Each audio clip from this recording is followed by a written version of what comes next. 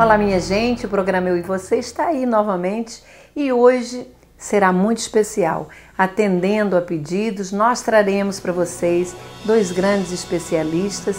Dr. Leão Zaguri falará sobre diabetes, que é um problema que atinge a tantos irmãos brasileiros. E também o Dr. Arno von Ristov, que é um especialista em doenças vasculares, um dos grandes problemas que a nossa população enfrenta e muitas vezes com dificuldades de acessar um tratamento mais sério, mais digno. E também traremos uma sessão solene realizada por mim na última segunda-feira na Câmara Municipal do Rio de Janeiro.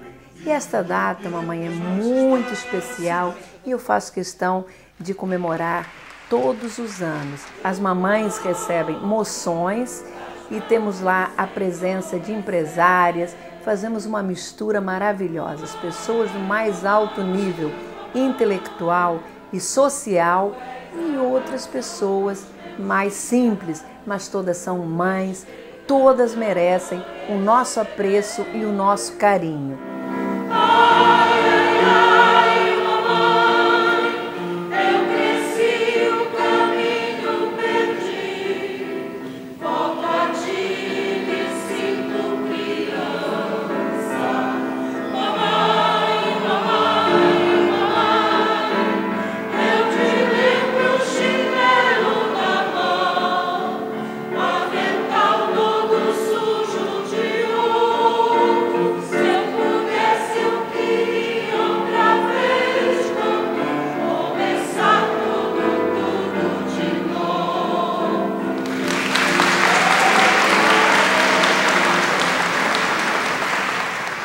Vejam vocês, mãe é uma palavra pequenininha, um monossílabo, mas ela é tão forte, tão poderosa e ao mesmo tempo tão doce que é capaz de despertar o mais extraordinário dos sentimentos, que é o amor. A todas vocês, mamães, biológicas ou não, mas capazes de sacrificar a sua própria vida em benefício do filho querido, o meu mais profundo sentimento de respeito e admiração.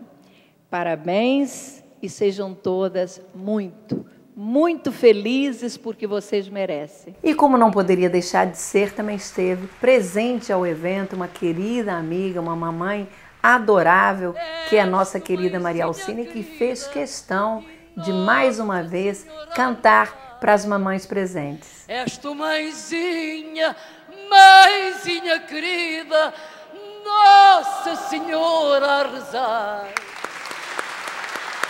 Que beleza, Maria Alcina, que lindo.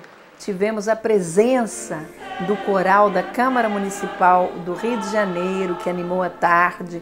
Foi uma tarde belíssima, eu tenho certeza que as mamães homenageadas e aquelas que lá compareceram gostaram do evento e nós vamos repeti-lo anualmente porque entendemos ser de extrema importância. Como eu digo sempre, o Dia das Mães é a data mais significativa que nós comemoramos. Como é grande o meu amor por você. Como é grande o meu amor por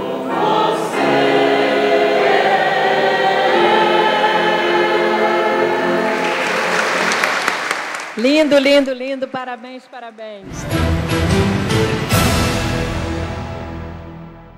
Bom, minha gente, mas o assunto de hoje é diabetes, uma doença crônica que atinge um percentual significativo da população brasileira. E para falar sobre este assunto, está conosco o Dr. Leão Zaguri, que é um profundo conhecedor no assunto.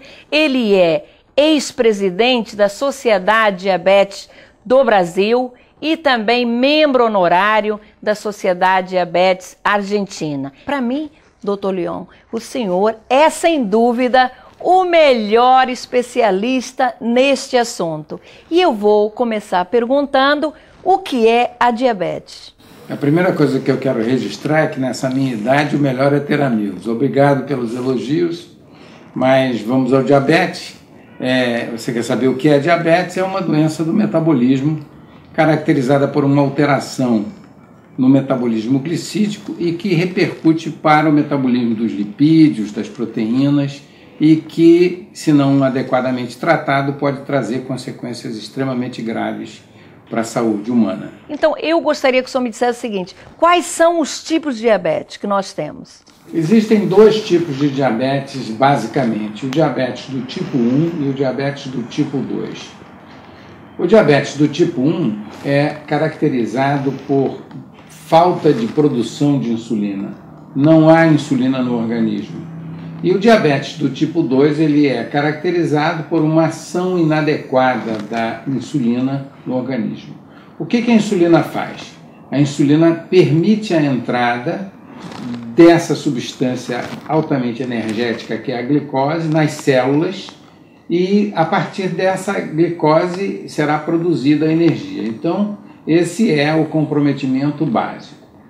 Quando esses níveis de glicose não são adequadamente controlados ao longo da vida, tanto em diabéticos do tipo 1 como diabéticos do tipo 2, ocorre o comprometimento dos olhos, dos rins, dos nervos, do coração, das artérias. Quer dizer, nós devemos entender que, se nós controlarmos adequadamente os níveis de glicose no organismo, essas coisas terão poucas possibilidades de acontecer. Então, quais são os principais sintomas da doença e como podemos diagnosticá-los?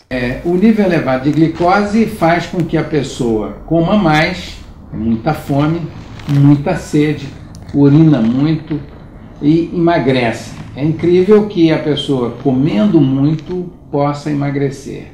Cada vez mais se vê menos pessoas tendo o seu diagnóstico a partir dos sintomas, porque são feitos mais exames, porque as pessoas estão mais alerta. E eu gostaria de lembrar que os níveis elevados de glicose não precisam ter tão elevados para que a gente considere essa possibilidade de diabetes.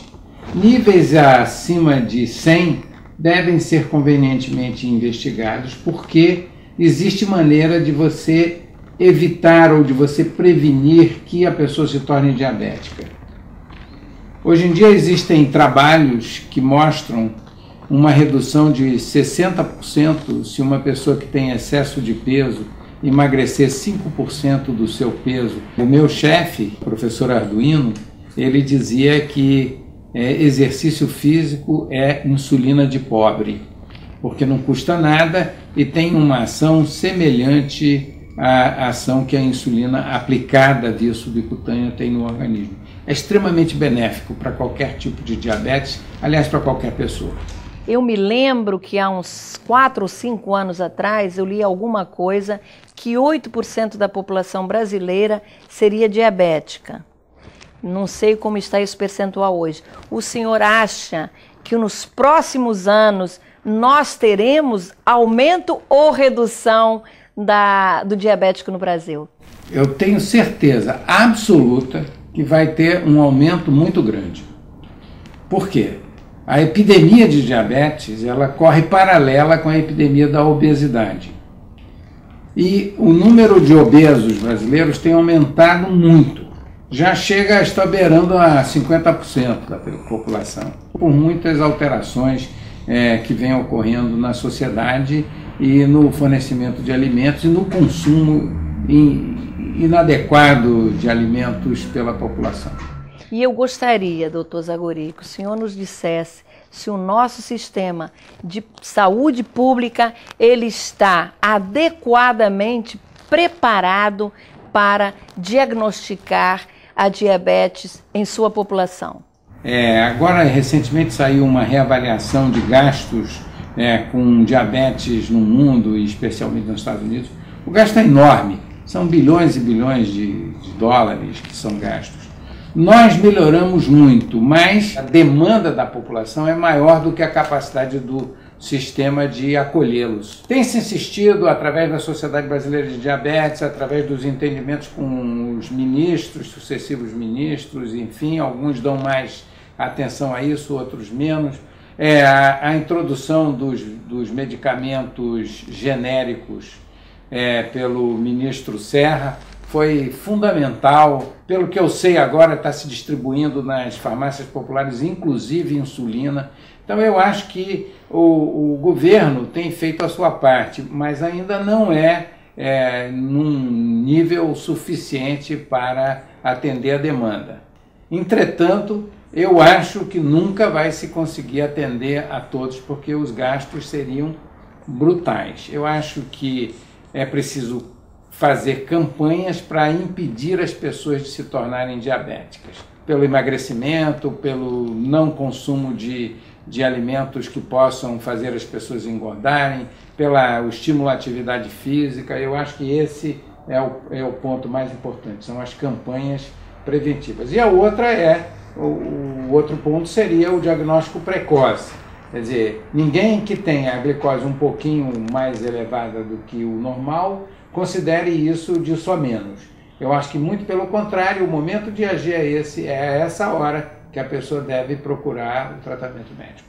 Foi uma alegria, um prazer muito grande tê-lo em nosso programa e espero poder contar com a sua presença em outras oportunidades. Eu dediquei a minha vida aos diabéticos, quem me conhece sabe disso, e eu acho que é uma obrigação. Eu é que agradeço. Os nossos telespectadores, especialmente eu, hoje aprendemos muito. Muito obrigada. Bom, minha gente, mas hoje nós temos a satisfação e honra de entrevistar o maior especialista em doenças vasculares do Rio de Janeiro, mas não somente do Rio de Janeiro. Eu diria que a nível nacional e até internacional. Dr. Arno von Richthofen. E vamos, Dr. Arno, começar falando sobre a sua especialidade. Claro, não poderia deixar de ser.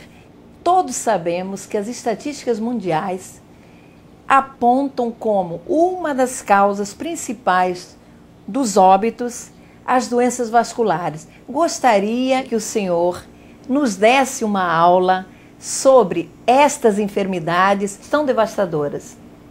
Tereza, muito obrigado, em primeiro lugar, pelo convite de poder participar do seu programa com essa entrevista. Eu acredito que muitas das referências feitas são elogiosas demais e não seja merecedor, mas, de qualquer forma, muito obrigado. Realmente, aproximadamente 30% dos óbitos que ocorrem no mundo se devem a doenças vasculares. Muitas pessoas não imaginam que, por exemplo, o infarto miocárdio seja basicamente um evento vascular. É a oclusão de uma das artérias que irrigam o coração. Assim também com os derrames, que vai ser o tema maior da nossa entrevista hoje, na imensa maioria das vezes se devem à obstrução de uma das artérias que nutrem o cérebro em diferentes níveis e um número bem menor da ruptura de um vaso que seria mais, digamos, compatível com o nome popular que é conhecido como derrame. Na grande 85% das vezes, nos casos de derrame, não ocorre a ruptura de um vaso, e sim a obstrução dele. Então, essa é a causa principal de mortalidade da humanidade. Ou a pessoa falece, que acontece em um número aproximadamente 1/4 dos casos, ou fica com um déficit, com um defeito físico. Né? A grande maioria dos casos de acidente vascular cerebral são relacionadas com a doença que obstrui os vasos, a aterotrombose, que tem como fator de risco número 1 o hábito do fumo. Então, não fumar já, de uma certa forma, reduz muito a possibilidade da pessoa ter um evento desse tipo. O segundo é o controle da hipertensão. E em terceiro nível viria, então, o colesterol elevado, que se chama de hiperlipidemia, as gorduras elevadas no sangue, e o diabetes. Mas um fator muito importante é o fator genético, que a gente não pode negligenciar, porque há um país do mundo em que a causa de morte mais importante é o derrame, e esse é Portugal. E um grande número de brasileiros são descendentes de portugueses, e certamente trazem na sua genética esse fator de risco que é um dos mais importantes também. Aproximadamente a metade dos causas de derrame vem da árvore arterial. Antigamente se pensava que tudo só ocorria dentro do cérebro, na verdade não. O caminho que vai até o cérebro é muitas vezes responsável pela gênese, pela causa do derrame. Aproximadamente 1/3 o problema está no pescoço, na artéria carótida. A artéria carótida, onde ela se bifurca, dando um ramo para o cérebro, outro para a face, ela tem uma situação ali natural de turbilhonamento do sangue. Então, várias outras causas também. Esse é um local onde frequentemente se depositam as placas de colesterol. E esse é, em 1/3 dos casos, a fonte do derrame, soltando fragmentos, e eventualmente também trombosando totalmente a artéria, mas na maioria das vezes são fragmentos que saem dali e que vão para o interior do cérebro. E aproximadamente 1/4 dos casos são de doenças dentro da própria circulação do cérebro. Vasos pequenos que entopem, aí entram, por exemplo, as doenças que vêm muito mais em relação com o diabetes, que o diabetes ataca os pequenos vasos dentro do cérebro. A hipertensão não controlada pode levar a trombose também de pequenos vasos, assim como também o rompimento de um vaso desse. Então as causas são várias. Uma mudança muito interessante que ocorreu nas últimas décadas é que se conseguiu concentrar em formas terapêuticas únicas a prevenção das doenças vasculares. Então, o que antigamente o cardiologista tratava de um jeito, o neurologista de outro jeito, o cirurgião vascular e o angiologista de outra forma, hoje em dia a gente sabe, por exemplo, que nós temos que controlar a pressão, os mais variados hipotensores, nós temos que usar drogas que diminuam a coagulabilidade, a trombogenicidade do sangue, que é uma coisa diferente um pouco de coagulabilidade, né? E nós temos que usar drogas que diminuam os lipídios, as gorduras do sangue, sobretudo o colesterol. Essas drogas, chamadas estatinas, têm tido um impacto muito grande na prevenção, porque elas, além de terem um efeito de baixar o colesterol, têm vários outros efeitos anti-inflamatórios e de outros tipos que fazem com que a doença vascular, de uma forma importante, diminua. O que são fatores de risco e no que eles implicam na isquemia? Os fatores de risco levam a alterações da estrutura vascular, né? Por exemplo, o fumo faz com que a parede arterial se degenere, que é uma superfície lisa com uma carga elétrica negativa que repele os fatores que poderiam levar à trombose. O fumo leva a uma destruição disso, com deposição de gordura, sobretudo colesterol e outros derivados, dentro das camadas do vaso, que levam o vaso a ficar obstruído e, eventualmente, também se romper e lançar isso na circulação. Assim, a hipertensão também. A hipertensão leva a um espessamento da parede dos vasos. O diabetes, ele faz com que as trocas nos capilares sanguíneos sejam diminuídas. Existe como se fosse um endurecimento da membrana basal. Então, a troca dos nutrientes através dos vasos não ocorre no diabetes. Diminui, o que faz com que aqueles tecidos sejam mal nutridos. Então, os mecanismos são vários. Isso é uma coisa também que se entendeu nos últimos anos com muita propriedade, permitindo que se pudesse atacar em diferentes frentes de uma forma muito objetiva.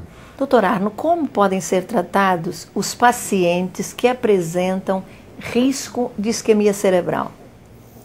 Conforme eu já falei, existem várias formas de mudança de hábitos de vida, medicamentos, vida ativa e tudo isso que são importantes que todos os pacientes façam. Aliás, as pessoas em geral devem fazer, né? Nos pacientes que têm situações específicas, por exemplo, que tem uma isquemia cerebral transitória, que na investigação se detectou uma obstrução importante na artéria carótida, que é uma das causas mais frequentes que necessita de um tratamento que visa essa lesão. Em situações muito específicas, esses pacientes podem ser tratados, hoje em dia, através de cirurgia ou também pelo método endovascular, que se faz o implante de stents. Então, doutor Arno, todos os pacientes que apresentam obstruções nas carótidas ou nas vertebrais, todos têm que ser operados? Ou devem ser operados? Para mim, como cirurgião vascular, seria ótimo se fosse assim, mas na verdade não é. Na verdade, são seletos os grupos de pacientes, né? Eventualmente, nós temos indivíduos ainda assintomáticos, que têm a lesão, mas que nunca tiveram problemas, que têm indicação de serem tratados, indivíduos que descobrem que tem uma obstrução grave da carótida, 80% ou mais, e que ainda não tiveram nenhum sintoma. Esses pacientes, se eles tiverem uma boa expectativa de vida, não tiverem um grande número de fatores de risco, são candidatos ao tratamento, mesmo sem terem tido nada até então. Assim como pacientes que já tiveram manifestações menores, ou eventualmente até algum acidente definitivo, mas que não destruiu, digamos, uma área importante do cérebro, por exemplo, pacientes que ficam sem falar ou sem andar, e nesse a gente tem muito pouco a oferecer, porque o que sobrou no cérebro é muito pouco. Então, esses pacientes têm indicação de receberem um tratamento cirúrgico ou endovascular. Como fazer isso? A cirurgia da carótida tem aproximadamente 60 e poucos anos que foi realizada pela primeira vez. De uma forma interessante, a primeira carótida foi operada na Argentina, em 1951, com sucesso. Já havia sido tentado antes. E a técnica que a gente utiliza hoje foi muito bem estabelecida em 1953 já. Depois disso houve várias evoluções. É uma técnica muito segura, em mãos competentes, tem um risco de vida muito baixo e com um resultado a longo prazo excepcional. No final dos anos 70 surgiu também o tratamento endovascular. O tratamento endovascular permite que se trate as carótidas sem precisar abrir o pescoço. A vantagem dessa técnica seria pouca agressividade. A desvantagem primária que eu vejo é que a doença, ela na verdade não é removida, como na cirurgia a gente retira a placa de ateroma. E na angioplastia a placa continua lá. Ela é esmagada e como é que ela consegue não voltar ao tamanho original? Se implanta uma estrutura como essa, na verdade um estente carotídeo é um pouco menor do que esse é um de ilíaca, e essa estrutura metálica, ela permite que a placa não volte de novo à sua conformação inicial. Existem vários problemas relacionados com ambas as técnicas, né? O maior problema com o stent é que a placa é uma estrutura tosa, não sei se existe esse termo, né? Ela pode se fragmentar e ela pode atravessar essas malhas da estrutura do stent e embolizar em direção ao cérebro. Para evitar isso, nós somos obrigados a usar vários dispositivos de proteção antiembólica, filtros, sistemas de reversão e interrupção de fluxo. Então, ambas as técnicas têm resultado muito bom atualmente. Existem casos específicos em que uma é melhor do que a outra. É importante que o especialista tenha a capacidade de tomar essa decisão em benefício do seu paciente para escolher qual a melhor para cada caso, para obter resultados que se aproximem de quase 100% de sucesso. Isso é possível de conseguir. Olha, com muita satisfação nós ouvimos o Dr. Arno e os avanços da medicina nesta área. Mas ainda existem, Dr. Arno, muitos pacientes que têm medo de serem operados das artérias. Quais são os riscos? Tem riscos, claro. Com certeza tem riscos, né? Eu acho que a grande maioria das pessoas, quando tem que fazer uma cirurgia arterial, tem medo. Seja ela uma ponte coronariana, um stent coronariana, uma cirurgia de carótida. Mas o risco vem diminuindo significativamente. E hoje em dia, por exemplo, é possível, em vários centros especializados, se conseguir resultados em cirurgia de carótida com taxas de mortalidade inferiores a 1%. E no stent também. No stent é muito difícil de uma pessoa falecer. É possível, mas é difícil. O risco aqui, como eu já mostrei, mais frequente é de você ter uma isquemia cerebral. Porque o controle que se tem numa operação aberta, na hora que eu vou operar o paciente na cirurgia aberta, a primeira coisa que eu faço, depois de anticoagulá-lo, é colocar uma pinça traumática para fechar o fluxo em direção ao cérebro, enquanto eu decido que técnica que eu vou usar para proteger. Aí não passa mais nada em direção ao cérebro. Em compensação, no stent, não. Nós temos que trabalhar através da lesão, às vezes, para conseguir evitar que isso ocorra. Então, isso traz uma série de problemas que hoje em dia também se consegue resolver com muita qualidade. Obviamente, desde que o paciente tenha acesso a um grupo que esteja dentro dos padrões estabelecidos pelas sociedades médicas que dão esse nível de segurança. Bom, nós tivemos aqui hoje uma aula fantástica. Eu tenho certeza que os nossos telespectadores adoraram. E muitas vezes, quando nós queremos definir uma pessoa como tendo um grande currículo, nós dizemos: este indivíduo, este cidadão é uma enciclopédia, mas o Dr. Arno é mais do que isto. Imaginem, este livro, olha a grossura, ele é um resumo do currículo do Dr. Arno. Parabéns também por isso, Dr. Arno. Foi um prazer muito grande tê-lo em nosso programa, que vai contribuir em muito com a cidade do Rio de Janeiro, principalmente com aqueles que têm doenças vasculares. Muito obrigada. Muito obrigado, Tereza. Obrigada. Bom, minha gente, gostaram do programa? Pois é, na próxima semana, às 8 horas da noite, tem mais. E com a presença do nosso deputado Gerson Berger e do jornalista Pedro do Couto. Um beijo carinhoso para todos e até lá.